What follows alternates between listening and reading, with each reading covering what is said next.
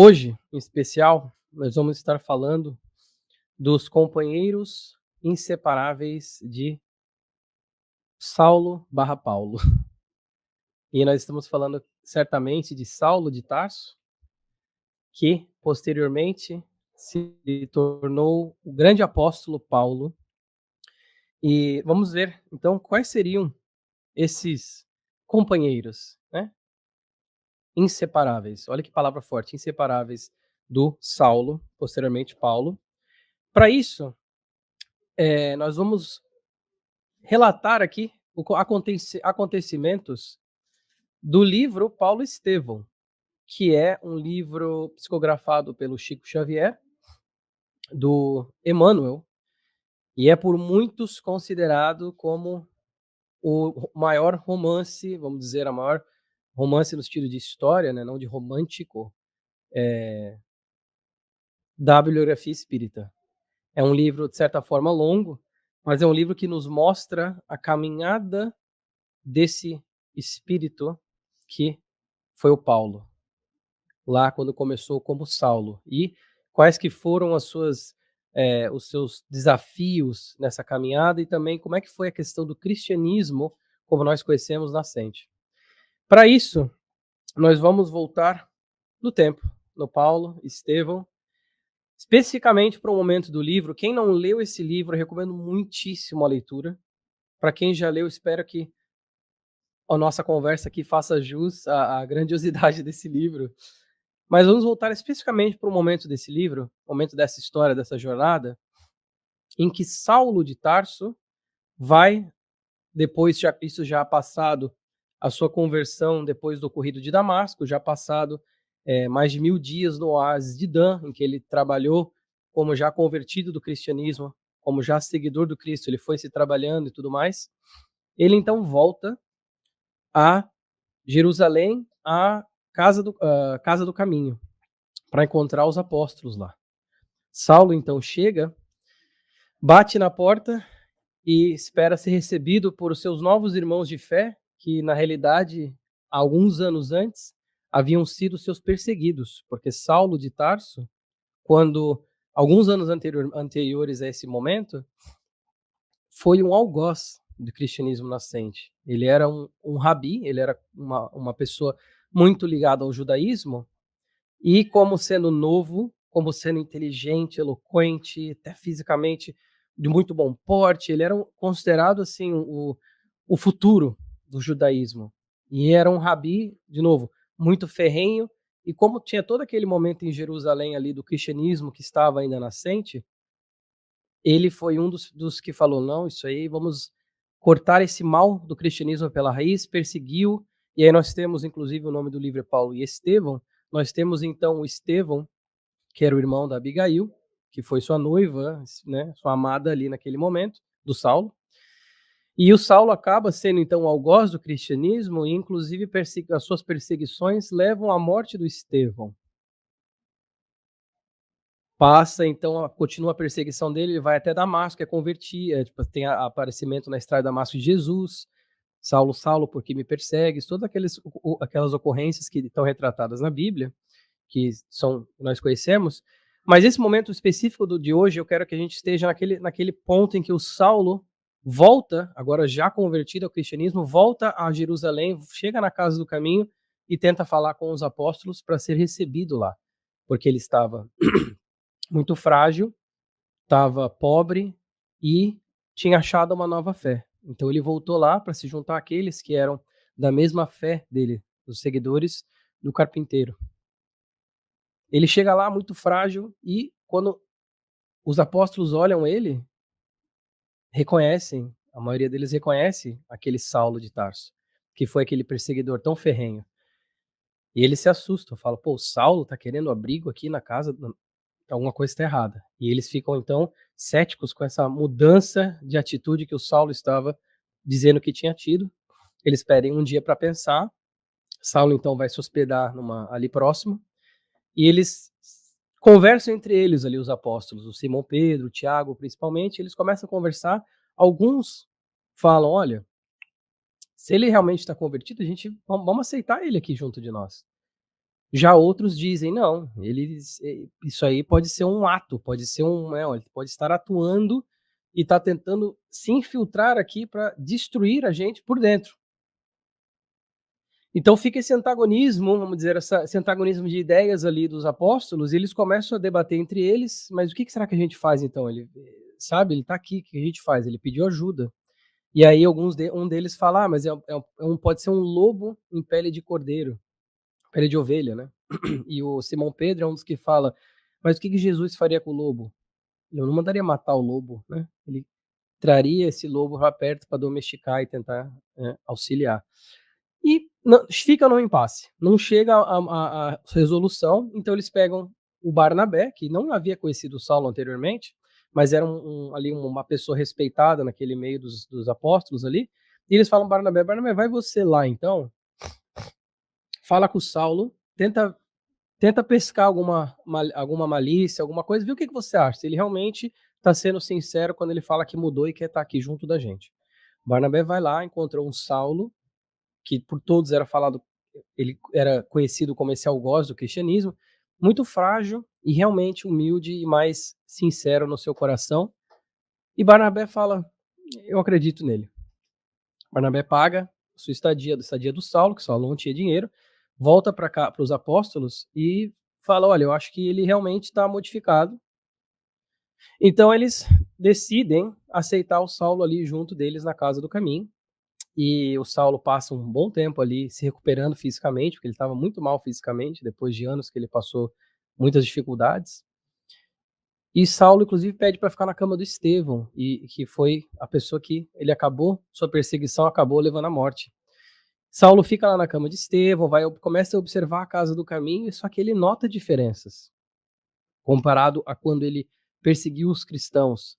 Ele nota diferenças filosóficas, diferenças religiosas, ele começa a ver as palestras, começa a ver as palestras do Simão Pedro, vê bastante a questão do cristianismo, a questão dos ensinamentos do Cristo, muito de forma muito sincera, simples. Só que ele começa a ver também o Tiago, que ainda estava com um pezinho atrás ali na questão judaica, falava muito a questão da purificação, tinha discussão sobre a circuncisão ou não.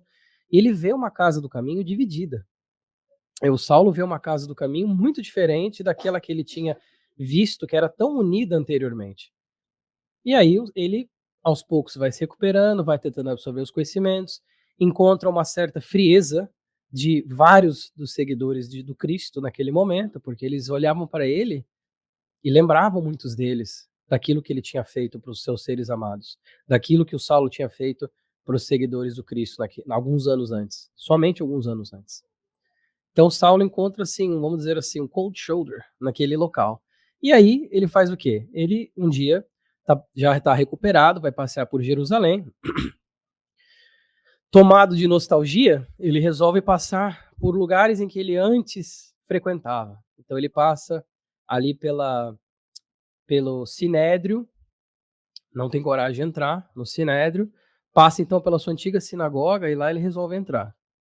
E imagina que o Saulo retornou, já tinha sido espalhado esses rumores de que o Saulo tinha sido enfeitiçado, tinha se convertido.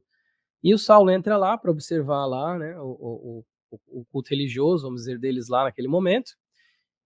Só que as pessoas lá estavam frias demais com eles, algumas ignoravam, e ele começa a ouvir esse burburinho então das pessoas falando dele: "Olha, esse ali, o Saulo, ó, o Saulo ficou maluco, foi enfeitiçado, ele isso, ele aquilo". Ele começa a falar coisas que machucaram o Saulo. Porque ele tinha encontrado uma nova paz em Cristo, mas ele ainda estava sendo muito negado. Na casa do caminho ele não tinha aceitação. No seus antigos companheiros de fé também não existia aceitação entre eles. Então ele encontra essa rejeição muito grande. Só que naquele momento que ele está lá na sinagoga, ele acaba vindo, como Emmanuel fala, o homem antigo vem à tona, e ele, quando vê que as pessoas estão falando coisas dele que ele não gosta, ele sobe lá no palco, um momento no final lá, e começa a falar: "Vocês estão errados, eu não tô maluco, vocês que estão errados, eu achei a luz, eu achei o caminho, não sei o quê". E daí já começa ali um alvoroço, as pessoas começam a discutir, quase chegam a vias de fato, tem o pessoal separar ali, e Saulo sai daquele local muito abatido. muito chateado, porque, de novo, ele estava sendo extremamente incompreendido de todos os lados. Pensemos no coração desse homem naquele momento. E aí ele vai, começa a ter várias ideias, aí um momento ele chega, ele tá, depois disso, ele tá lá comendo um negocinho, de repente ele começa a pensar, e aí ele vê um espírito de luz chegando perto dele, sente essa presença luminosa, que fala para ele assim, é, para ele sair de Jerusalém, porque os antigos companheiros de fé não conseguiram compreender o testemunho dele. Quando ele ouve aquilo, ele fala: nossa, é isso aí. Jesus falou comigo de novo. Só que na realidade era Estevão, em espírito, que continuou seguindo os passos do Saulo para auxiliá-lo, chegou para perto dele e fez essa sugestão para ele. Porque quando Saulo fez todo aquele alvoroço ali na sinagoga, isso causou todo um problema ali na cidade. E aí o Estevão chega para ele e dá essa indicação para o Saulo. E o Saulo, então, vai para a casa do caminho, procura falar com Simão Pedro, que era um dos que tinha, vamos dizer assim, aceitado de coração aberto o Saulo, o novo Saulo, vamos dizer. Ele fala com Simão Pedro e ele começa a dizer: olha, aconteceu isso, aconteceu aquilo na sinagoga, a gente tem que converter essas pessoas, a gente tem que trazer todas elas e mostrar o Cristo, mas assim, de uma forma muito enfática, empolgada, com aquela juventude toda, só que de uma forma errada, de certo modo. E o Simão Pedro ainda fala: olha, cuidado, Judas também tinha certas ideias que para ele eram coisas naturais, para eles eram coisas a serem feitas, assim, forçosas, de forçar o Cristo, né, converter as pessoas, e não é bem por aí. E aí o Simão Pedro, inclusive, fala para ele assim: "Aqui considerar teu novo estado de alma como a planta preciosa que começa a germinar". Então o Simão Pedro ali, mais sábio, começa a falar com o Saulo, dizendo assim: "Calma, Saulo, calma assim". E aí o Saulo fala: "Olha, mas eu também vi eu tive esse espírito luminoso que falou comigo, Jesus falou comigo", que era Estevão, mas ele pensou que Jesus tinha falado com ele, falou para eu sair daqui. Aí o Simão Pedro fala: "Olha, eu fiquei sabendo o que aconteceu na sinagoga, a cidade está alvoroçada, a gente não sabe agora o que vai acontecer, mas com certeza não vem coisa boa por aí". Mais ou menos essas palavras, não foi exatamente isso. Eles vão vir aqui, eles provavelmente vão tentar te prender, eles vão, e isso vai causar mais problemas ainda para nossa casa do caminho, para o cristianismo nascente. E então ele simplesmente fala assim: olha, eu acho que de fato talvez você se retirar de Jerusalém, como você ouviu essa sugestão, talvez seja a melhor oportunidade, a melhor alternativa. E aí ele fala: mas onde é que será que eu vou? Eles conversam e falam: olha, o Saulo fala: então eu vou vai ver meu pai, eu vou para Tarso. E aí Saulo sai durante a noite, escondido ali na surdina, naquela mesma noite ele sai e ele se dirige a Tarso, que é ali hoje em dia ali no sul da Turquia, mais ou menos, né? E aí ele chega em Tarso lá para buscar o seu pai, depois de uma viagem longa. Porque, imagina, ele estava sendo negado pelos novos companheiros de fé, pelos antigos companheiros de fé. Então ele falou o quê? Vou recorrer a quem? A família. Meu pai, família era tudo naquela época. Então ele chega para o pai dele encontra ele, o Zaqueu, pai do Saulo, abraça o Saulo: Saulo, que bom que você voltou, meu filho, pá. Eles começam a conversar e o Zaqueu fala: poxa, eu fiquei sabendo aí uns rumores muito errados de ti, que você tinha ficado maluco, que você tinha sido enfeitiçado. Que história é essa, meu filho? Como assim que você agora é seguidor do carpinteiro e tudo? Aí o Saulo já começa a falar: não, pai, não, eu não estou enfeitiçado, eu não estou maluco, é isso aí mesmo. Eu agora achei essa nova luz, eu achei esse novo caminho, quero seguir esse novo caminho. E aí ele começa a conversar com o pai, e aí a conversa começa a não ir para um lado positivo, o lado que o Saulo esperava que fosse ter, um lado de acolhimento amoroso, porque eles começam a ter essa divergência das ideias religiosas. E aí o pai começa a subir o tom, começa a ficar nervoso, dizendo que ele vai manchar a honra. Saulo começa a chorar e ele faz um comentário ainda para denegrir o Saulo, porque ele estava chorando. E aí o Zaqueu ainda chega a falar mal da Abigail, que tinha sido a noiva do Saulo, né, anteriormente. E o Saulo fica destruído emocionalmente, até que chega um ponto em que o pai dele fala para ele assim: Você quer minha ajuda, você quer estar aqui, mas você vai ter que fazer uma escolha. Ou o carpinteiro maldito ou eu. E aí a gente imagina aquele coração, naquele momento, tendo que escolher entre seu pai e Jesus, e ele escolhe Jesus. E aí o pai dele fala, então, que esse seu Jesus aí, o Nazareno, que ele provém as coisas que você precisa, porque eu não vou, você daqui, não vou te expulsar, mas não quero mais saber de você. Saulo sai, muito triste. Ainda vem um empregado do seu pai com um saquinho de dinheiro ali. Saulo pensa assim, ó, tá aqui para te ajudar. E Saulo fala, Saulo ainda pensa em negar, pensando assim, eu não vou aceitar a esmola do meu pai, assim, a honra, né, o homem antigo, né, orgulho. Mas ele aceita. Ele aceita aquele saquinho de moedas e tudo mais. E a vida dele ali tava muito difícil, porque ele tinha sido negado em todas as frentes. A gente imagina, de novo, esse coração naquele momento, como que estava tão, tão ansioso para poder utilizar a sua nova fé, explorar a sua nova fé, contribuir, mas era negado em todas as frentes. E aí ele, muito triste, vai lá, come uma coisinha lá, só que o burburinho da cidade não tava legal, e aí ele fala assim, eu vou sair daqui, eu preciso eu preciso ficar sozinho, eu preciso refletir um pouco para ver o que eu vou fazer da minha vida agora. Eu tô sem dinheiro, eu tô sem rumo, né? Fui negado em todos os pontos. E aí ele vai, caminha ali pela estrada, onde era uma região montanhosa, na montanha de Tauro ali, de novo, na região da Turquia atualmente, e ele acha uma caverna lá, e ele entra nessa caverna, faz uma oração e adormece. Nisso que ele faz essa oração e adormece, ele se desdobra. E nessa hora que ele se desdobra, ele simplesmente tem esse desdobramento através do sono, só que aí, olha só o que acontece. Ele foi, eu vou ler essa parte porque é muito bonito, fala assim, ele foi arrebatado a uma campina tocada de luz primaveril, isenta e longe deste mundo. Flores brilhantes, como feitas de névoa colorida, desabrochavam ao longo de estradas maravilhosas, rasgadas na região, banhada de claridades indefiníveis. Tudo lhe falava de um mundo diferente. Aos seus ouvidos toavam harmonias suaves. Então ele não estava naquela caverna escura, mas ele estava desdobrado num lugar muito bonito.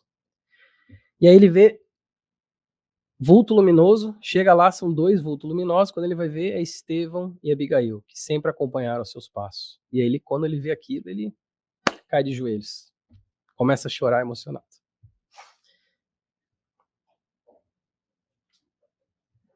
E aí Estevão fala para ele assim, levanta-te, Saulo. E a Abigail fala assim, pô, mas você tá chorando, o trabalho acabou de começar. Como é que você já tá chorando aí? Mas assim, de uma forma muito amorosa, né? Eles começam a conversar com ele, então. E aí a gente chega num ponto lindo desse livro. Desculpa estar emocionado, mas essa parte é sempre muito emocionante. Que ele começa a indagar certas coisas. Ele de novo, tudo mentalmente, tá, gente? Ele começa a pedir desculpa pro Estevão. O Estevão fala, Saulo, quem que passou por essa terra sem pecar, sem errar? Só o mestre. E aí ele vai para Abigail, vai falar com a Abigail fala assim, nossos filhos, ela fala, nossos filhos são os filhos do Calvário, são os cristãos que a gente vai, né, que a gente pode ter e tudo mais. Então assim, ele começa em prantos a ter essa conversa mental com esses dois amigos espirituais, e aí a gente chega então num ponto em que ele vê que o Estevão já está meio que para se retirar, e o Estevão então já vai se despedindo, e ele está lá com a Abigail e ele não quer que aquele momento passe, e aí a gente chega no ponto da palestra aqui, que é o lema de Abigail, que ele faz certas perguntas para Abigail e ela vai dar direcionamentos para ele, e nós vamos entender um pouquinho mais sobre esses direcionamentos. E eu trouxe o texto na íntegra aqui, porque eu não ouso parafrasear isso aqui. Esforçou-se então por catalogar apressadamente suas necessidades espirituais, desejoso de ouvi-la relativamente aos problemas que o defrontavam. Ansioso de aproveitar as mínimas parcelas daquele glorioso, fugaz minuto, Saulo alinhava mentalmente grande número de perguntas. Que fazer para adquirir a compreensão perfeita dos desígnios do Cristo? A compreensão perfeita dos desígnios do Cristo. Mentalmente, essa foi a pergunta dele. A gente se imagina, no momento com um espírito evoluído, que nos ama muito, que perguntas que a gente faria, né? principalmente naquele momento em que ele estava tão atribulado emocionalmente, psicologicamente, o que a gente perguntaria, né? E ele faz essa pergunta e ela fala assim: ama. E algumas coisas interessantes a gente vê aqui que ela fala ama pro Saulo, para ter essa compreensão perfeita dos desígnios do Cristo. Ela usa o verbo imperativo, ama. Ela não fala, quem sabe tente amar. Não, ama. E olha que interessante, por quê? A gente sabe que os verdadeiros sábios é aquele que fala muito com pouco. E ela, com uma palavra, ela conseguiu responder a pergunta dele, ama, para ter a compreensão perfeita dos desígnios do Cristo. E agora, nós vamos esmiuçar um pouco o que é o amor, como assim o ama. E nós vamos agora trazer, então, essa que eu gosto de fazer sempre, essa congruência das informações da literatura espírita, falando sobre o amor. No Evangelho segundo o Espiritismo, capítulo 11, amar o próximo como a si mesmo, nós vamos aprender que no começo, o homem só tem instintos. Quanto mais avançado e corrompido ele vai tendo sensações, até que ele chegue em sentimentos. Então começa então com esses instintos, que é uma parte muito ainda animal, se a gente for pensar. Depois essa questão das sensações, e depois a questão dos sentimentos. E de todos os sentimentos, o alfa e o ômega, a base e o ápice é o amor. Olha a frase que está na parede ali. O amor. Então, a gente vê, através do Evangelho segundo o Espiritismo, essa evolução espiritual, esse burilamento interior que vai vindo como instintos, sensações e depois os sentimentos. E os sentimentos, o amor. O amor é de essência divina e todos vós, do primeiro ao último, tendes no fundo do coração a centelha desse fogo sagrado. Porque nós, como centelhas divinas do nosso Pai Celestial, nós temos sim essa capacidade do amor.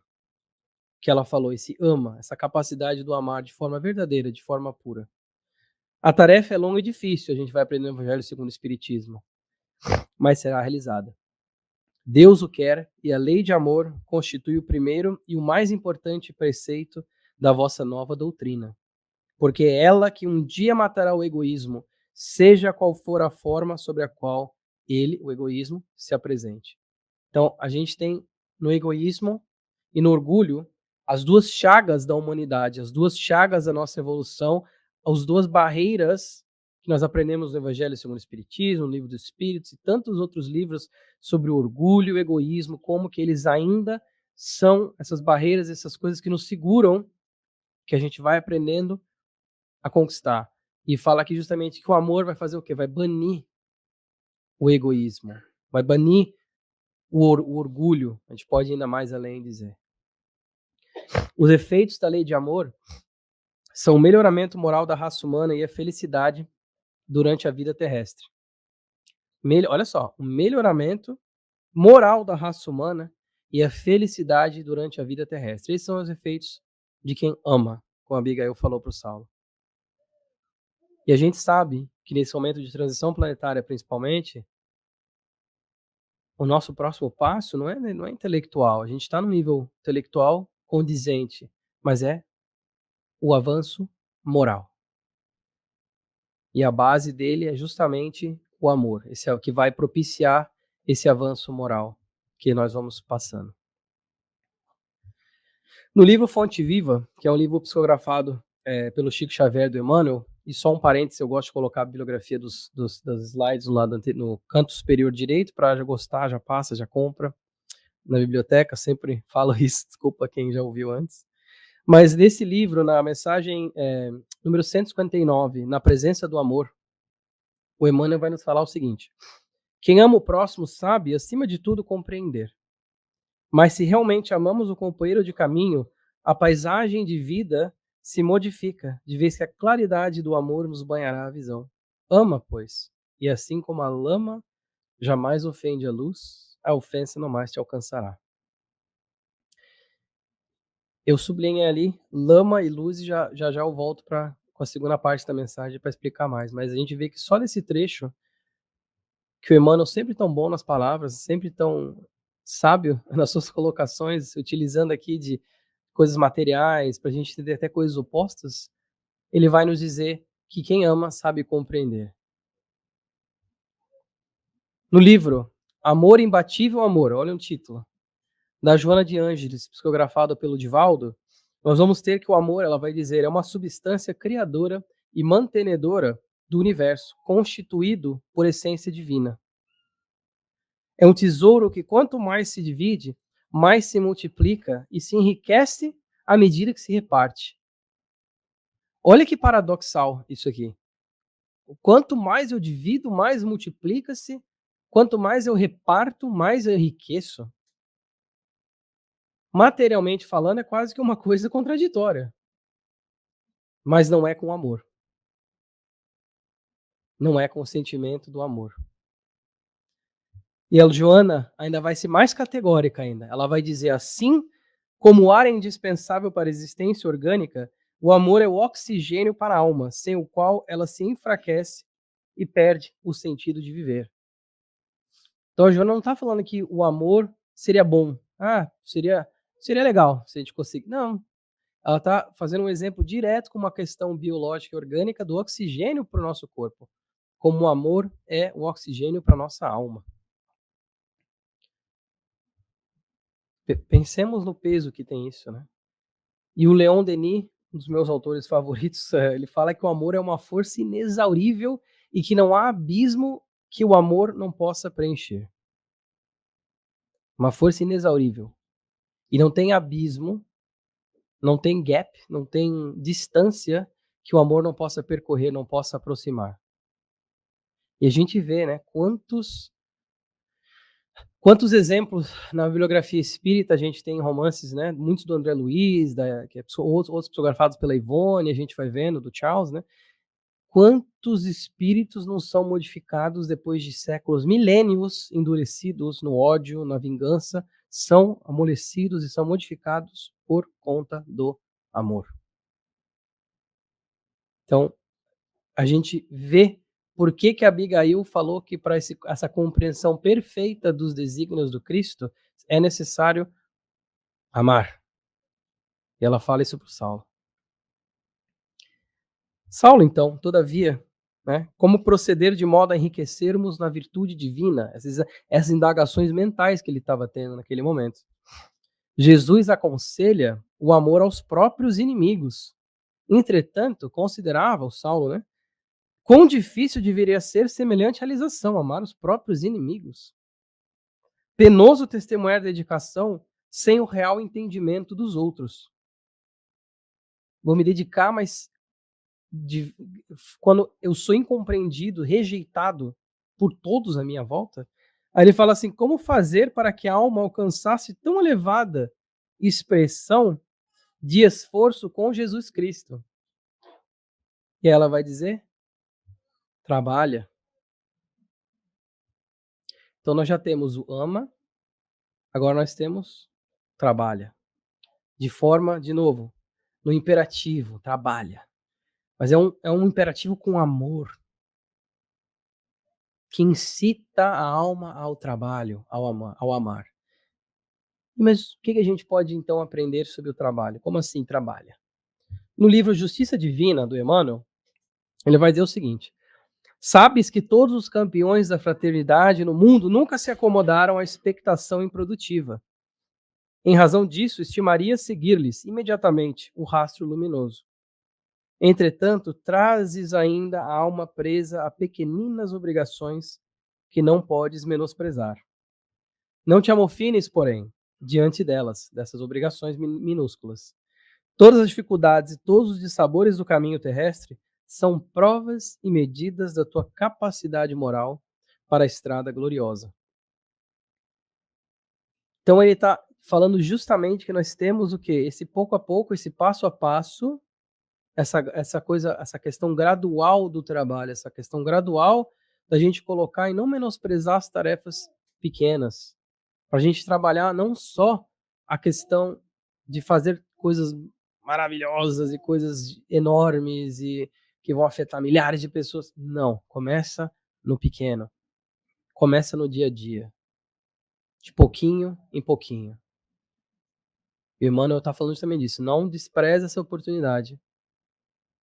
Inclusive, no livro Rumo Certo, na mensagem número 6, a semente, 7, a semente, ele vai dizer, nunca desprezes o pouco que podes fazer por semelhante. O Emmanuel vai nos falar, porque, de fato, a gente nunca sabe o que é um pouco. Porque o pouco, que às vezes pode parecer para a gente pouco, na verdade, pode ser uma semente que vai dar muitos frutos posteriormente. Então ele fala assim, nunca despreze esse pouco. Ele vai dizer ainda nesse livro aqui, Justiça Divina, esse é o capítulo 46, Tarefas Humildes é o nome. Ele ainda vai falar o seguinte, ele vai dizer assim, ninguém existe que não possa iniciar-se desde já na virtude, sendo bom para alguém. Então, se a gente não pode ser bom para todo mundo, o Emmanuel está falando, vamos ser bom para alguém. Vamos ser bom para uma pessoa, começando com nós mesmos. E ele começa em casa, exatamente. Começa naqueles que estão mais próximos, que não estão mais próximos à toa, ao acaso, por acaso. E ele fala justamente isso. Ninguém é tão pequeno que não pode começar agora. Pequeno que não pode começar agora.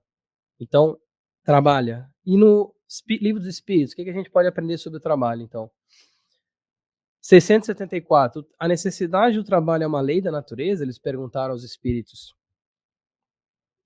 O trabalho é uma lei da natureza e por isso mesmo é uma necessidade. A civilização obriga o homem a trabalhar mais porque aumenta as suas necessidades e prazeres. E eu amo essa pergunta que vem em seguinte, porque fala o seguinte: só devemos entender por trabalho as ocupações materiais? Aí eles vão dizer assim, ó, não. O espírito trabalha assim como o corpo. Toda ocupação útil é trabalho. Porque às vezes a gente fica muito preso a essa questão do trabalho de achar que é só uma troca monetária do serviço pelo o pagamento. Mas, na verdade, o trabalho vai muito mais além. Eles falam toda ocupação útil. Eles não falam toda ocupação remunerada, percebam? Toda ocupação útil é um trabalho.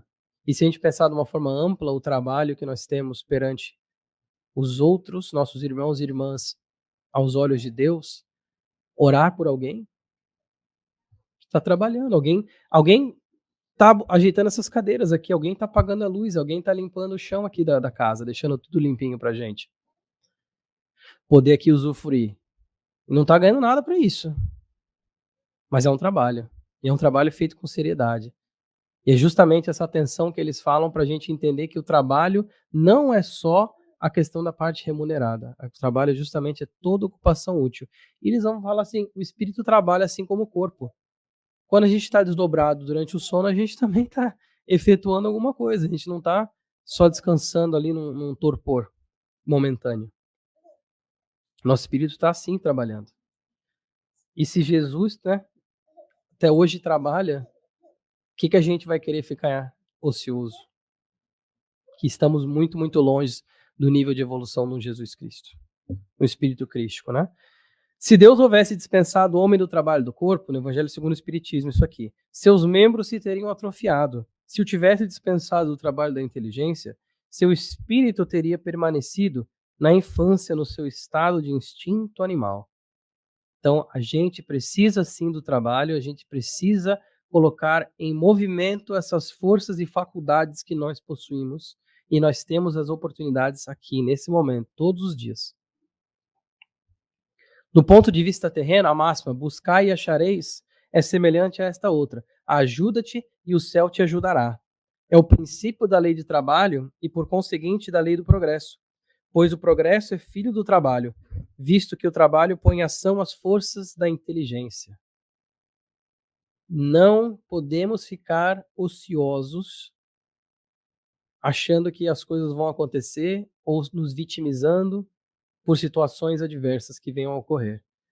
Trabalha, foi o que a Abigail falou para ele.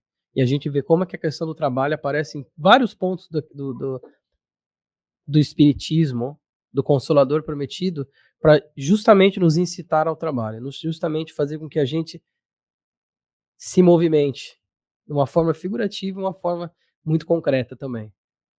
Na mensagem número 4 do Caminho, Verdade e Vida, o Emmanuel vai dizer ainda que, sobre trabalho, ele vai dizer que o problema não é de gênero de tarefa, mas o da compreensão da oportunidade recebida. Justamente para a gente não ficar esperando como é que ele fala? Uma tribuna brilhante, uma fortuna de milhões e todas essas coisas, uma situação de poder, para poder trabalhar, para poder ajudar, para poder utilizar a caridade. Pra gente, ele urge para que a gente entenda a oportunidade recebida, não necessariamente se preocupe com o gênero da tarefa, ou seja, aquilo que eu tenho que fazer, não, mas a oportunidade que eu tenho de fazer.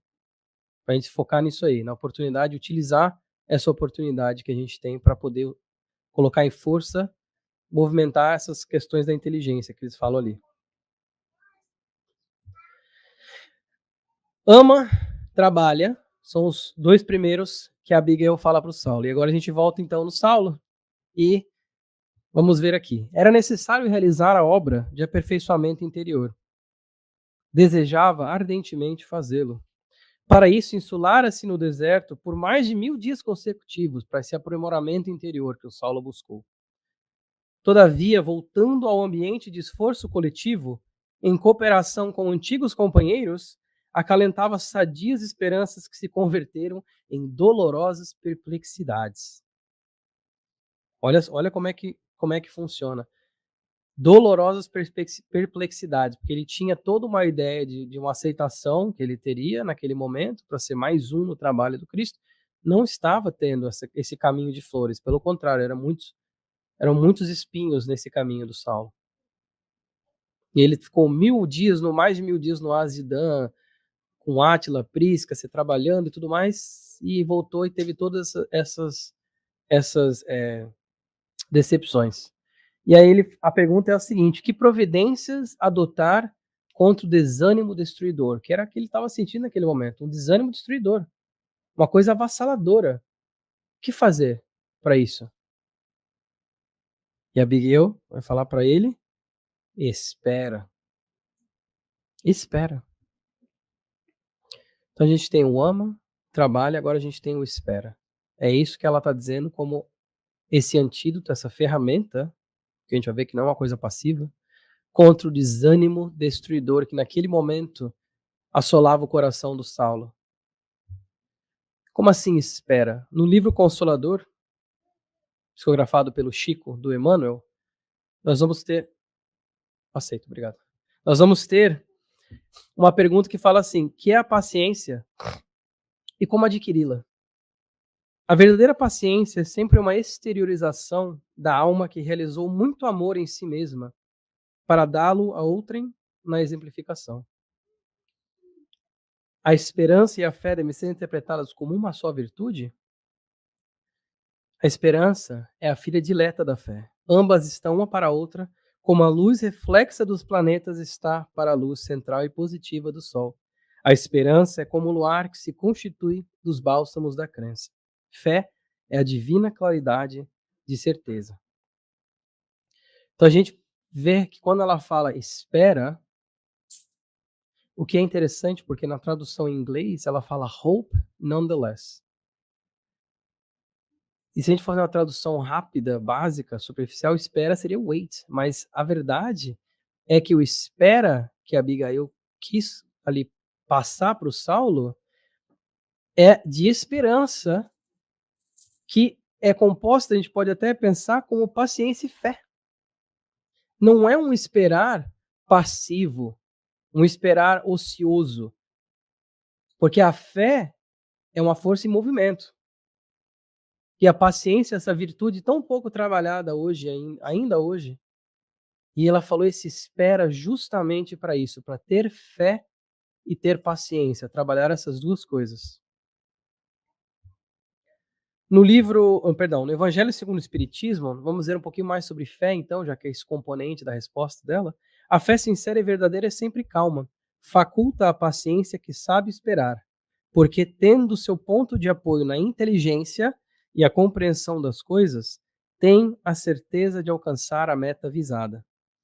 Então está dizendo que a fé sincera e verdadeira é sempre calma. Obrigado. Porque tendo seu apoio na inteligência, é a fé que a gente fala tanto no espiritismo, para quem já vem em palestras espíritas ou para quem estuda o espiritismo, essa fé raciocinada, que Kardec tanto prega, Leon Denis tanto prega, essa fé raciocinada, apoiada na inteligência, não é apoiada numa crença, simplesmente vou ter fé e vou botar os braços pro alto e não vou fazer nada, e as coisas vão acontecer como tem que acontecer. Essa fé raciocinada quebra o ciclo do determinismo, era para ser assim, ponto, e não tem o que fazer. Que é justamente o desânimo destruidor que o Saulo estava comentando. Né? E no caminho Verdade e Vida, mensagem 162, o Emmanuel fala que a semente lançada fora de estação não germina. Ou seja, a própria semente sabe da importância de ter a paciência, de poder se desenvolver, de ter o seu tempo para se desenvolver. A gente não vai plantar uma semente ali fora e amanhã vir aqui no centro e achar que já tem uma árvore. A gente sabe que ela vai precisar do tempo dela para se desenvolver. Então, justamente isso, a fé, a paciência, essas coisas que vão ajudar, como a Abigail falou na resposta, contra o desânimo destruidor. E aí o Evangelho vai dizer: a fé vacilante sente a sua própria fraqueza. Sente a sua própria fraqueza, como a gente pode pensar até que naquele momento, que possivelmente, olha como a fé do Saulo estava sendo abalada, né? Poderia todas as portas sendo fechadas. Quem não repensaria, fala, nossa, mas o que eu faço agora? E ele fala que sente sua própria fraqueza, eles vão dizer, para a gente também ter esse conceito de que a falta da fé, a fraqueza da fé, vai ter as suas consequências. Sim. E eu me pergunto quantas vezes será que a gente não teve uma fé vacilante? Quantas vezes será que a nossa fé não foi abalada por situações externas e ocasionou problemas para a gente? Causou esse desânimo destruidor? No livro, aqui 2 livros do Emmanuel, psicografado pelo Chico, a gente tem na mensagem número 32, Nuvens, do Caminho, Verdade e Vida, ele vai dizer o seguinte: o homem quase sempre tem a mente absorvida na contemplação das nuvens que lhe surgem no horizonte. São nuvens de contrariedades, de projetos frustrados, de esperanças desfeitas.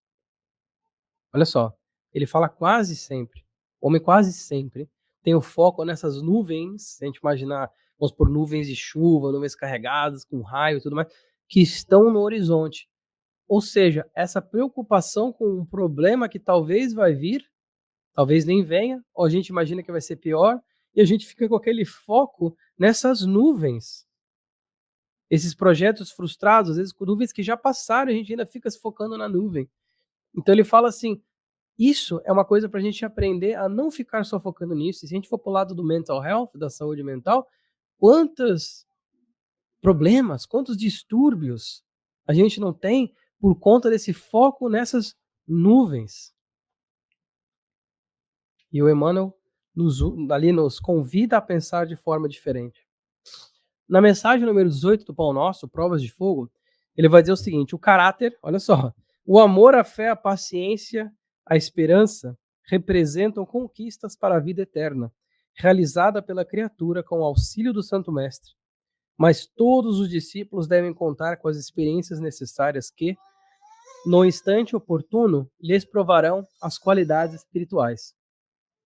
Ou seja, e eu botei em negrito ali algumas palavras porque é quase que o lema de Abigail que o Emmanuel está se referindo ali. Para a gente ver justamente como, de novo, essa convergência das informações. E ele vai dizer o seguinte, que essas coisas são conquistas eternas e que todos os discípulos devem contar com a experiência necessária que vai, no instante oportuno, provar, ou seja, colocar em teste as nossas qualidades espirituais. A gente não está num mundo divino ou celeste, a gente está no mundo de provas e expiações. A dor faz parte da nossa evolução, do nosso burilamento pessoal, da nossa evolução que é individual e intransferível. Eu gosto sempre de dizer, salientar isso aí. A dor faz parte, a dor é uma ferramenta, a dor é um mecanismo de mudança e a gente não pode correr disso. Quem espera uma vida sem dor, já vai ter a primeira dor, que vai ser a decepção. de esperar uma vida sem dor. Então o Emmanuel está dizendo o quê? Essas, na mensagem Provas de Fogo, para a gente esperar essas coisas, mas ter o quê? Esperar com que o amor, fé, paciência, esperança, caráter, ele coloca aqui no começo também, que são essas coisas que nós vamos adquirindo e que nós vamos colocando em prática à medida que nós vamos sendo burilados pela dor, pelas experiências que a gente não quer ter, mas que a gente tem. A Joana de Anjos, ela comenta sobre expiações, foi a melhor definição que eu já vi sobre expiações. Questão de provas, expiações, provas eu escolho, expiação tem que passar. Ela fala que a expiação, ela serve para, no livro Plenitude, isso, capítulo 6, Origem do Sofrimento, ela fala que a expiação, ela serve para restaurar a harmonia que antes foi quebrada. Olha que legal. Restaurar a harmonia que antes foi quebrada. Então eu tenho aqui, eu estou seguindo no meu caminho, de repente eu vou lá, cometo um erro com o irmão. A expiação que vai vir desse erro foi para restaurar uma harmonia que eu mesmo tirei do caminho. Olha que interessante. Então, para a gente ter o quê? Esperança perante o desânimo destruidor, perante as nuvens, perante as provas. E aí, seguindo então aqui, mas e os homens? Isso aqui é mais uma parte do livro aqui. Voltando ao Saulo com Abigail. Concordava que se fazia indispensável amar, trabalhar e esperar. Entretanto, como agir no âmbito de forças tão heterogêneas? Em toda parte medrava a confusão nos espíritos. Reconhecia que, de fato, a concordância geral a respeito dos ensinamentos do Mestre Divino representava uma das realizações mais difíceis no desdobramento do Evangelho. Dessa que todo mundo concorde com os ensinamentos, que até hoje a gente não tem. Mas, além disso, as criaturas pareciam igualmente desinteressadas da verdade da luz. Por quê? Porque, e é aqui tem um trecho que fala também no livro, que ele fala, os israelitas ainda se agarravam muito às leis mosaicas.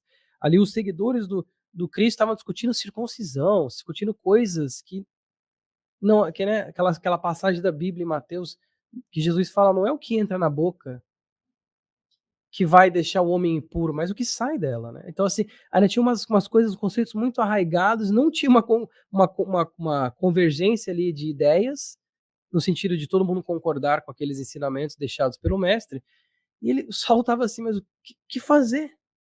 O que fazer então quando tá tudo fechado, né? Tá tudo diferente. E a Abigail apertou a mão dele ali já, sabendo que ia ser um momento derradeiro ali, já o finalzinho da conversa deles. E a pergunta dele é como conciliar as grandiosas lições do Evangelho com a indiferença dos homens. As lições do Evangelho com a indiferença dos homens. E indiferença que é quase um eufemismo, porque foram muitas rejeições, acusações, coisas que realmente machucam, mas ele falou indiferenças. E já com base nisso, a Abigail vai falar a quarta palavrinha ali do lema de Abigail, a quarta é a última, que é perdoa. Como conciliar as grandiosas lições do Evangelho com a diferença dos homens? Perdoa. E o que a gente pode ver sobre o perdão? Ceifa de Luz, mensagem número 5, a lição da espada. Emmanuel vai dizer o seguinte, flagelado e esquecido, entre o escárnio e a calúnia, o perdão espontâneo flui-lhe incessantemente da alma, para somente retribuir bênção por maldição, luz por treva, bem por mal. Ele utiliza-se do nosso mestre naquele momento da crucificação, em que ele fala, Pai, perdoa-lhes porque não sabem o que fazem. Se a gente precisa de um norte, se a gente precisa saber como prosseguir, está aqui o nosso maior exemplo de todos para a gente seguir. O perdão que flui incessantemente da alma. Por quê? Porque é um espírito crístico, um espírito de bilhões de anos, que nós ainda não temos, com uma bagagem muito longa, que já adquiriu esse perdão que flui da alma. Esse perdão sincero que nós ainda tentamos tanto buscar e colocar em prática. Mas tá ali o norte. Se a gente quer um compasso, se a gente quer a bússola, o norte tá ali pro perdão. E, né, a gente até pensa na questão também do perdão, que é uma coisa que aparece muito na Bíblia, muito em todos os pontos, porque ainda é uma coisa muito difícil da gente colocar em prática de verdade, né? Senhor, Pedro, né? Simão Pedro, quantas vezes pecará o meu irmão contra mim e eu vou perdoar? E aí, eu gosto sempre de falar isso, porque eu acho interessante, imagino naquele momento a cabeça do Pedro, assim, 2 vezes, 3 vezes deve ser difícil. 7? E achando que Jesus ia falar 7 vezes é muita coisa. Fala 70 vezes 7, cada ofensa. Então, naquele momento a gente vê a grandiosidade do mestre para ter uma noção de como que a gente vai conseguir adquirir esse perdão que vai fluir em algum momento, muito à frente, incessantemente, de forma sincera de nós mesmos. Atende o dever da desculpa infatigável diante de todas as vítimas do mal, para que a vitória do bem não se faça tardia. Mensagem número 2 do Ceifa de Luz, chamada Desculpar, que, por sinal, Ceifa de Luz, eu diria que é um dos que mais tem mensagens sobre perdão. De certo que o mal contará com os empreiteiros, que a lei do Senhor julgará no momento oportuno. Olha só.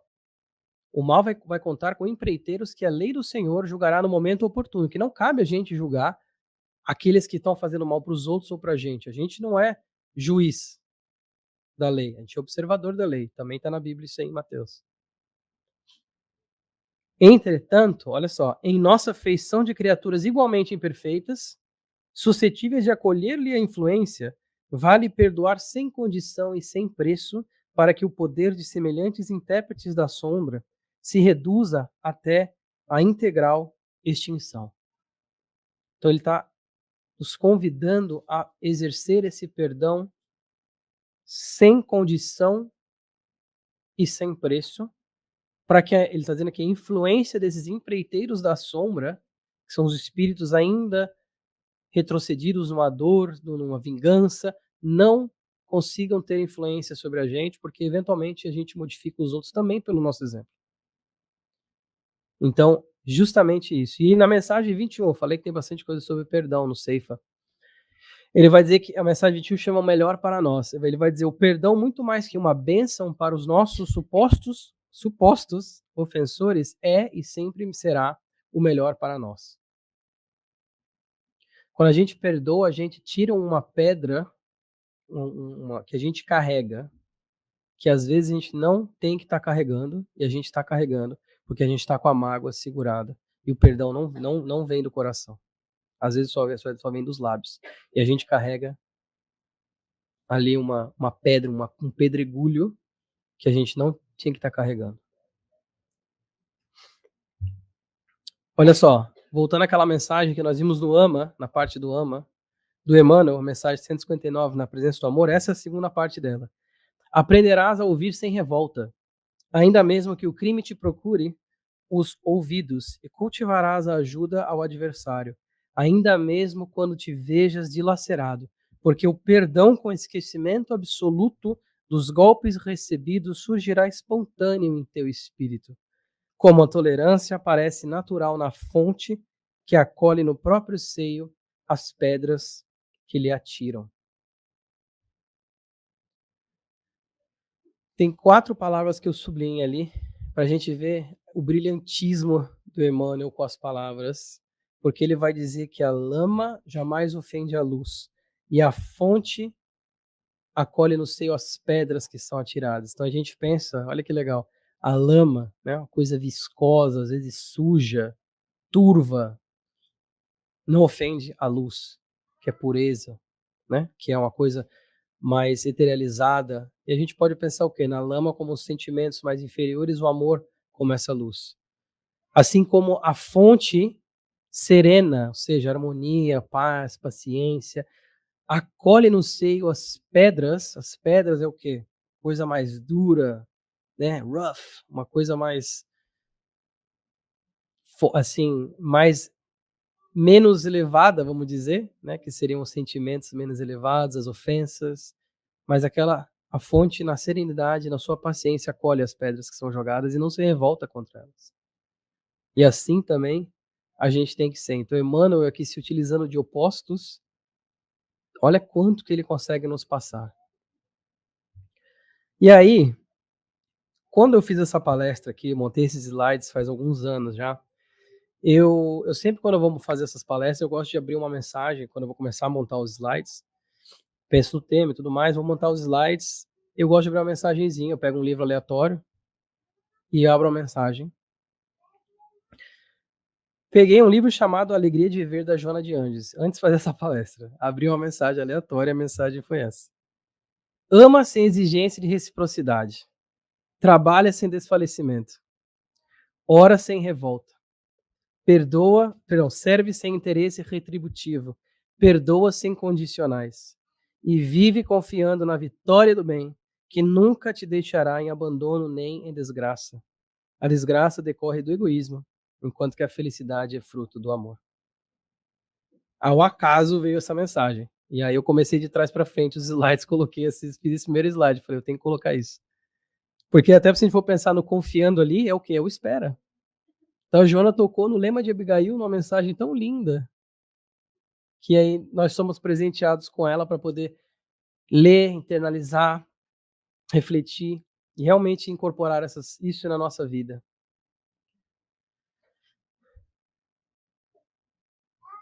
Então, para a gente resumir aqui o lema de Abigail, nós vamos ter, se for esperar o pessoal tirar foto, nós vamos ter o quê?